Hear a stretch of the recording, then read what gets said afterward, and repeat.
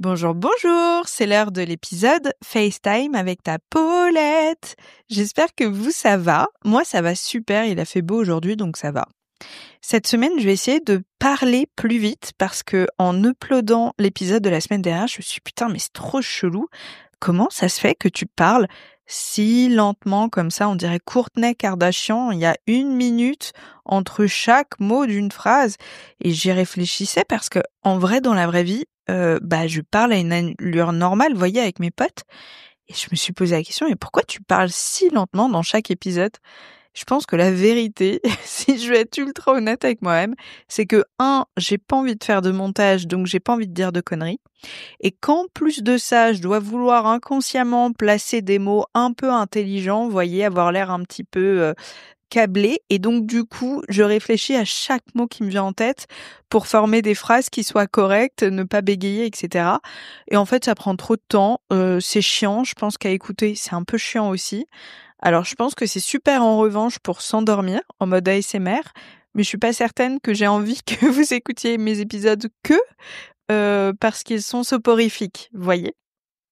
Déjà, je voudrais vous remercier pour vos retours hyper intéressants sur l'épisode de la semaine dernière, sur le fait que en ce moment je stagne au niveau, enfin pas au niveau thérapie, mais que j'ai l'impression que mon mental, mon cerveau a capté, mais que mon corps a besoin de se brancher au reste et que j'entame une nouvelle phase, entre guillemets, dans le développement de moi-même, celui d'être aligné mental et cœur. Et que c'est super, trop bien, j'ai compris mes schémas bloquants, etc., ce qui est déjà un gros taf, mais que maintenant, il faut que je me dirige plutôt vers des thérapies qui me permettent d'assimiler par le corps.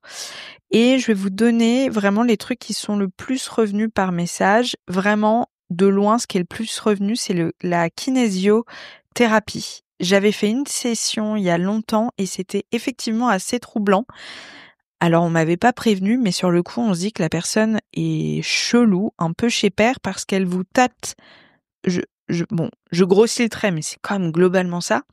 Elle vous tâte le poignet pendant 1 heure et elle vous regarde, elle fait ça bloque du côté du père et elle sort des trucs de vous de ouf juste en tâtant votre poignet, vos doigts, etc. Bon, super chelou, mais très intéressant et surtout vu vos retours et à quel point ça vous a aidé, je pense que je vais reprendre rendez-vous avec le bon contact qu'on m'avait donné.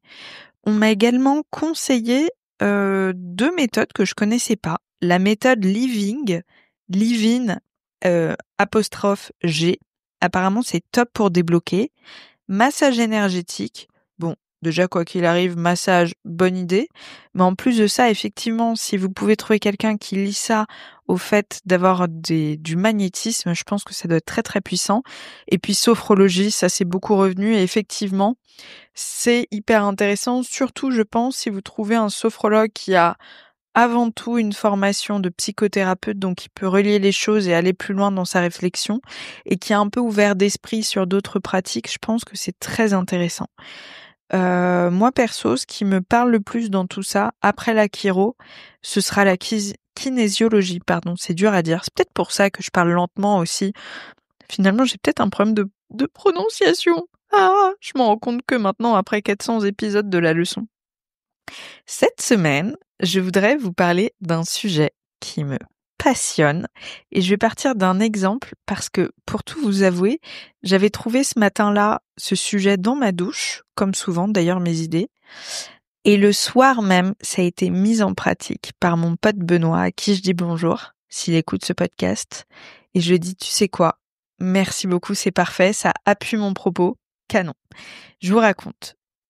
Cette semaine, j'étais 4 jours à Marseille, c'était trop trop bien. J'y allais en même temps que l'un de mes meilleurs potes, Alexis, que j'adore, et son pote Benoît, qui est vraiment trop cool, vraiment mec hyper drôle et tout. Et Benoît, il est marseillais, trop sympa. Du coup, il nous montre un petit peu ses restos et tout, et on va dans un resto qui s'appelle Romy, qui est délicieux. D'ailleurs, je vous le recommande, franchement, j'ai trouvé ça super sympa. Et on commande une bouteille de vin.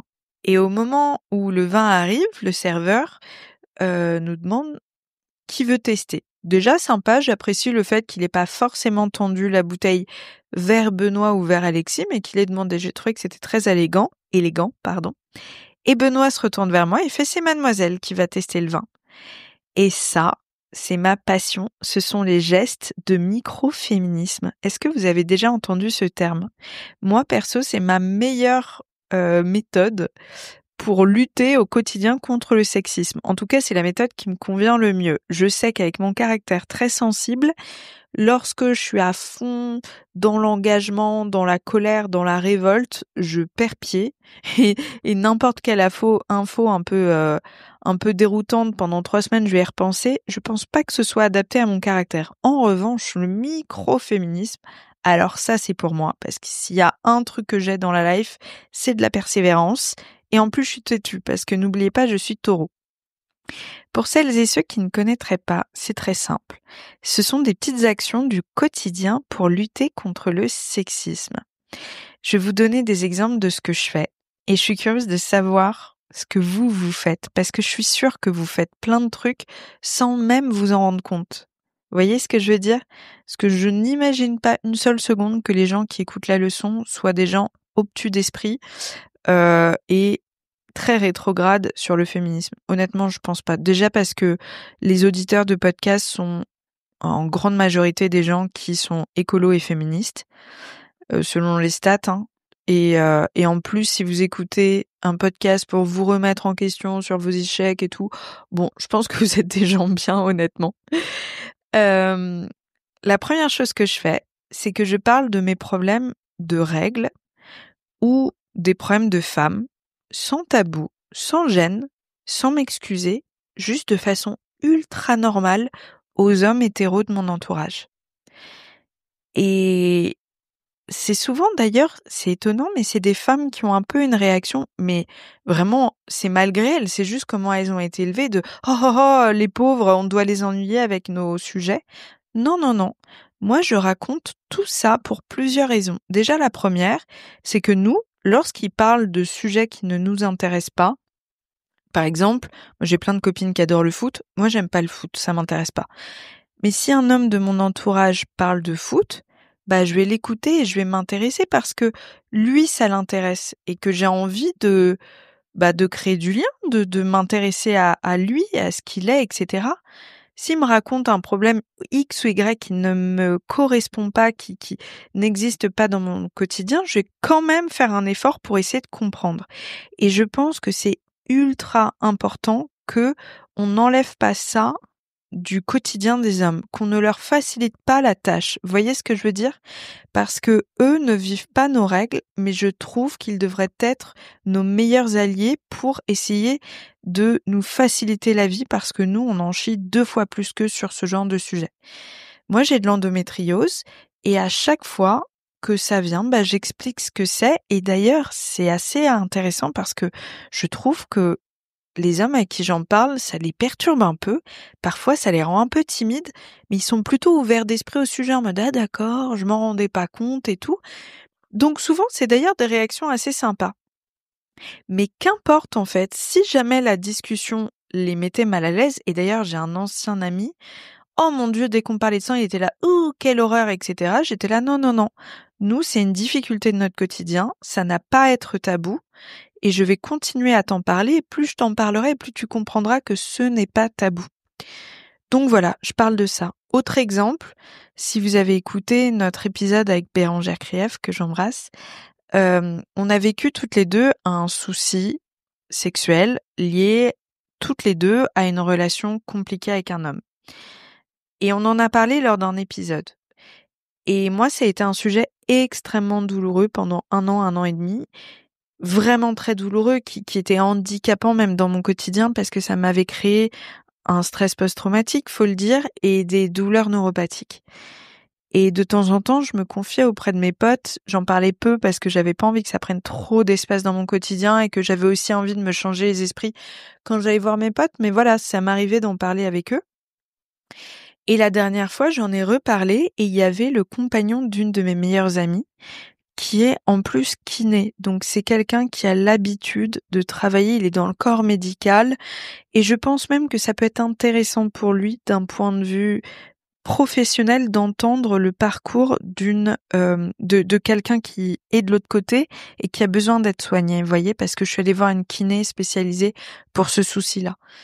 Et donc j'en ai parlé tout naturellement, avec douceur, bienveillance, mais en refusant d'avoir honte. Et il a extrêmement bien accueilli mon discours. Et justement, c'est sa compagne qui était là. Oh là là, on l'embête avec nos soucis de fille. Et lui a dit, mais non, enfin, c'est important d'entendre ce genre de choses parce que moi, ça me permet d'être un meilleur professionnel parce que j'apprends aussi, en écoutant des témoignages, comment adapter ma manière, vous voyez, de soigner, de recevoir ce genre d'informations, quoi. Alors lui, c'est un professionnel de la santé, donc c'est d'autant plus pertinent comme exemple, mais malgré tout, je pense que c'est nécessaire qu'on parle de tout ce genre de sujets et qu'on n'exclue pas les hommes et qu'on ne leur facilite pas la tâche en souffrant en silence. Il n'y a pas de raison. Comme quand on dit que pour élever un enfant, il faut tout un village, bah pour ce genre de choses, et l'endométriose en fait partie, je pense aussi. Je pense aussi parce que, par exemple, moi, ça m'est déjà arrivé de ne plus pouvoir tenir debout parce que j'étais en crise, parce que c'était le premier jour de mes règles. Et j'étais bien contente lorsque j'ai demandé à la personne qui était en face de moi dans les transports en commun de m'asseoir pour cette raison-là, qu'elle soit au fait de ma pathologie, vous voyez. Et donc, plus on parle de choses comme ça, plus ça fait du bien à la société. Qu'est-ce que je fais d'autre? Attendez, je reprends ma petite liste. Je suis sûre qu'on fait toutes et tous plus de choses qu'on ne pense, mais en vrai, on n'y pense pas forcément. Alors que ça, pour moi, c'est un geste de microféminisme. Féminisme, ouais, c'est ça qui est conscient. Ouais, autre chose que je fais, bah, par exemple, si je viens de me faire les ongles et que j'ai un pote ou un mec, je vais lui dire, regarde, je me suis fait les ongles, j'ai fait telle technique, etc., etc. Et je raconte ma putain de life. Parce que, encore une fois, s'ils viennent d'avoir le nouveau jeu de FIFA, et ben ils sont bien contents de vous le raconter, ok? Et je suis pas en train de faire de la généralisation du tout, parce que moi, mon ex-copain, c'était un gros gamer, il adorait les jeux vidéo, et bah ça me faisait plaisir qu'il me raconte ses petites nouveautés, et la PS5, et World of Warcraft, là, la nouvelle version, elle est à chier et tout. Il m'en a parlé, les mecs, des heures, des heures. Bah moi ça m'intéressait parce que c'était le genre de sujet que je connaissais pas et je me disais bah c'est des skills honnêtement à avoir parce que si je me retrouve avec un groupe de mecs un jour à un événement ou je sais pas quoi et qui parlent de ça, je pourrais comprendre de quoi ils parlent, pouvoir interagir avec eux, etc. Il y a pas de raison puisque je me suis tapé 1 heure à l'entendre parler de World of Warcraft qui m'entendent pas parler de sujets qui ne l'intéressent pas. Oh, je me vénère. Donc voilà, donc je racontais ce genre de trucs. Moi, par exemple, les Real Housewives of Beverly Hills, cette télé-réalité, je l'adore. Pourquoi est-ce que je l'adore? Eh ben, mon pote, sois sûr que je lui ai raconté de A à Z pourquoi il a été obligé de m'écouter. Donc je pense que ça fait du bien à tout le monde. Ce genre de rééquilibre, vous voyez, des gestes et de l'énergie qu'on met dans n'importe quelle relation. J'aimerais savoir du coup quels sont vos micro-gestes féministes. J'avais vu une trend passer sur les réseaux sociaux, très beau, probablement TikTok, hein, on va pas se mentir. Il y en a qui écartaient autant les jambes que les hommes dans le métro. J'adore, passion.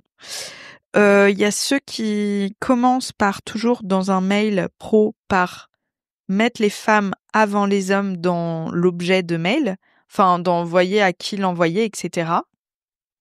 Dans une réunion pro, d'abord se retourner vers la femme en disant qu'est-ce que vous en pensez, etc., etc., etc. C'est des petits gestes comme ça, mais je suis certaine que petit à petit, ça va devenir une évidence et qu'on n'aura même plus à conscientiser ce genre de choses parce que, bah, on aura passé une nouvelle étape dans ce qu'est le féminisme et qu'on n'aura plus besoin de ce genre de choses. Mais en attendant, je me répète, mais je suis curieuse de savoir ce que vous faites. Et dernière chose que je vais vous raconter, mais alors là c'est du potin, mais il s'est passé trop de choses cette semaine, c'est que j'ai matché avec un mec sur les applis. Vous allez être mort de rire. Le gars, vraiment tête normale. Il m'envoie ce message. Attendez, Je vais aller dans mes screenshots. J'ai eu un coup de peau parce que déjà, ça allait bien mentalement. Honnêtement, je sais pas comment j'aurais réagi si j'étais à un moment un peu fragile de ma vie. Et en plus de ça, ma pote Steph avait déjà posté son message dans sa story Insta il y a quelques mois, peut-être plus d'un an, etc. J'avais pas fait le lien avec ce mec-là, je pense qu'elle avait pas montré sa photo, mais tout de suite j'ai reconnu le message. Je vous lis la perversion du type. Je sais pas pourquoi il fait ça. Steph pense que c'est pour coucher, mais je trouve que c'est un niveau de perversité et de manipulation qui est très très fort. Hello Paulette, 3 petits points. C'est bien, il adapte son texte à chaque nana, il change quand même le prénom, c'est sympa. On ne se connaît pas encore, mais c'est assez drôle. Ah ah ah. Oui, vous allez voir, c'est drôle. J'étais avec mon pote guérisseur. Il a un vrai don. Il bosse sur les blocages énergétiques, les libérations de trauma et tout ça. Spontanément, je lui ai demandé son avis sur quelques profils avant de supprimer définitivement Dating App. Ah, il a fait une petite coquille. Et sans hésiter, il a choisi le tien parmi 3 autres. Tiens donc, c'est dingue, non? Ha ha ha! Je te dirai ce qu'il a ressenti, même si ça peut paraître un peu chelou. Et je savais ce qu'il allait répondre par la suite parce que Steph avait marqué les réponses. C'était des trucs hyper perturbants qui peuvent s'adapter à absolument toute femme qui tombe sur ce genre de message en mode il a vu que tu étais quelqu'un d'ultra indépendant mais que ça cachait derrière ça une envie de perfection et de manque et d'estime de soi, etc. Enfin, honnêtement, personne n'a 100% confiance en lui. Tout le monde a un petit côté un peu perfectionniste dans certains détails de sa vie. Enfin, vraiment, le truc, voilà. Et donc, le gars, il te balance ce genre d'infos. Et toi, quand tu tombes dans le filet, parce que honnêtement, il y a des moments où on est plus faible psychologiquement, parce que il a une tête assez mimes et tout, et puis parce que ça perturbe ce genre de message, et bah petit à petit, le gars, il te manipule émotionnellement et il arrive à t'avoir sous sa joute, sa coupe, sa joute, je sais plus. Enfin, vous avez compris ce que je veux dire, quoi. Et quand j'ai vu ça, je me suis dit, oh putain, gars, t'es pas tombé sur la bonne personne. Parce que moi, j'étais d'humeur à jouer et surtout à venger. Parce qu'il y a un truc dans la vie que je déteste, c'est l'injustice. Et alors là, je peux vous dire que je monte au créneau. Donc du coup, je lui réponds, évidemment en mitonnant.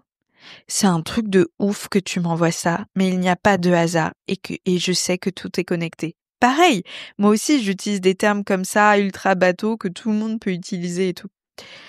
Car je suis moi-même médium depuis toute petite. J'en parle peu, mais j'ai accès à beaucoup d'infos et certaines que je ne devrais pas avoir. Je commence à faire monter un peu la pression. J'en parle à Steph et Steph me raconte sa pote, la pauvre, et vraiment, je ne la juge pas et je me moque même pas vraiment parce que je sais que, moi, potentiellement, j'aurais pu me faire avoir aussi, quoi. Elle me donne le prénom de sa pote, mais aucun autre détail, évidemment, parce qu'elle garde son anonymat. Et donc, je m'en sers pour faire flipper le mec. J'ai un prénom qui ressort énormément, comme s'il y avait une tension. Alors, je vais pas vous donner le prénom, mais je sors son prénom parce que je sais que cette nana venait de le bloquer sur les réseaux sociaux. Je pense que ça avait pas été plus loin qu'une discussion et qu'elle avait dû lui dire « mais t'es un énorme connard » en réalisant ce qui s'était passé. Donc, je voulais le faire un peu flipper, le gars. Ça le déstabilise pas. Le mec, attendez, je trouve, fait... il continue. Mon pote te dit de te dire qu'il est temps de te libérer du mauvais œil, car tu as beaucoup de gens qui sont jaloux de toi et de la présence de mauvaises énergies, probablement des entités, afin de purifier ton chakra sacré. Cela revitalisera ton énergie créative et te guidera vers une vie positive et harmonieuse. Une grande partie de tout ça hérite de la part de ta maman. Bah voyons, non mais vraiment enculé quoi. Imaginez si j'avais un problème avec ma mère ou je sais pas, quelque chose de douloureux. Oh, c'est terrible comme il appuie sur la corde sensible. Donc du coup, moi je l'ai pris à son propre jeu. J'ai répondu, et toi de ton côté, il faut vraiment que tu travailles sur le lien à ton père. 3 petits points. Il m'a répondu, il a vu que t'as le potentiel d'une guérisseuse, mais t'as des possessions d'arc qui se servent de ta propre énergie. Le gars, il est parti tellement loin, c'est hilarant, quoi. Et là, j'ai vraiment commencé à essayer de le faire flipper. En fait, mon but, c'était qu'il se couche ce soir-là en ayant juste qu'un infime doute sur le fait que moi, je disais la vérité, vous voyez. Lui, évidemment, il sait que c'est un gros mytho et qu'il fait ça pour je ne sais quelle raison. Peut-être que c'est comme le faux Brad Pitt, hein, je sais pas. Mais j'avais quand même envie qu'une partie de lui se dise, putain, j'espère que je suis pas tombée sur la mauvaise bitch et qu'elle va pas me jeter un sort sur un, voyez, sur un coup de tête. Donc j'ai répondu, oh, t'inquiète pas, je le suis déjà, parce qu'il disait, je vois que tu es quelqu'un de puissant, blabla. Ah oui, pardon. Entre-temps, donc il me dit, tu as le potentiel d'une guérisseuse, et il continue, faut absolument que tu vois quelqu'un de puissant, car c'est pas donné à n'importe qui de gérer ça, sinon il se fait mal. Bon, il écrit pas très bien. Tu gardes seulement les bons esprits qui sont toujours là pour toi, mais là, ils sont faibles. Je fais, oh, t'inquiète pas, je le suis déjà, et je vois qui tu es réellement derrière l'écran, pourquoi tu le fais, etc. Crois-moi, j'aurais peur à ta place de la sorcellerie des Corses. J'ai inventé, les gars. J'y connais rien, la sorcellerie des Corses. Qu'est-ce que c'est? C'est un limoncello à la place de l'eau bénite? Là, c'est le moment où j'ai envoyé un selfie de moi en train d'exploser de rire à ma pote Steph qui suivait toute l'histoire. Et donc, j'ai continué à répondre. On est très, très puissante. Point. Donc, soit tu arrêtes maintenant ce que tu fais à toutes les femmes, entre parenthèses. De toute façon, sinon je le verrai parce que je vous rappelle que je suis censée être médium. Sinon, vraiment, fais très attention. Et là, il a répondu, je vois pas de quoi tu parles, mais tu te trompes. Faut revoir tes capacités. Et là, je lui ai répondu avant de le bloquer, si, tu sais très bien, point. J'ai accès à ton psyché et je ris présentement. Je te laisse sur ces belles paroles. Et voilà, je l'imagine ce soir-là fixer le plafond, en train de se dire putain de merde, si ça se trouve à l'heure actuelle, il y a une meuf qui fait du vaudou sur mes photos, quoi. Je sais pas ce que vous en pensez, mais moi ça m'a fait ma soirée. Vraiment, peut-être que je me fais à ce point chier là dans ma vie, hein, je dis pas, mais j'étais trop fière de moi, quoi. Hashtag sorcellerie corse. Bon allez, je vous fais des gros gros bisous, j'espère qu'il va m'arriver des choses rigolotes. Pas de poisson, j'ai dit des choses rigolotes. Cette semaine encore. Ah mais oui, attendez, en plus j'ai un truc de ouf qui arrive. Je vais avec le... Oh non mais, je vous raconterai ça la prochaine fois. Mais oui, c'est sûr qu'il va m'arriver des choses rigolotes. Et surtout, vous allez avoir un nouvel hors-série avec Manon Luga que vous avez adoré. Donc je suis trop contente, on va avoir un épisode 2 ensemble. Donc croyez-moi, il va se passer des choses rigolotes cette semaine. Donc il y aura du contenu pour le prochain FaceTime avec ta Paulette. Je vous fais des gros gros bisous, prenez soin de vous et puis bonne semaine, à très vite.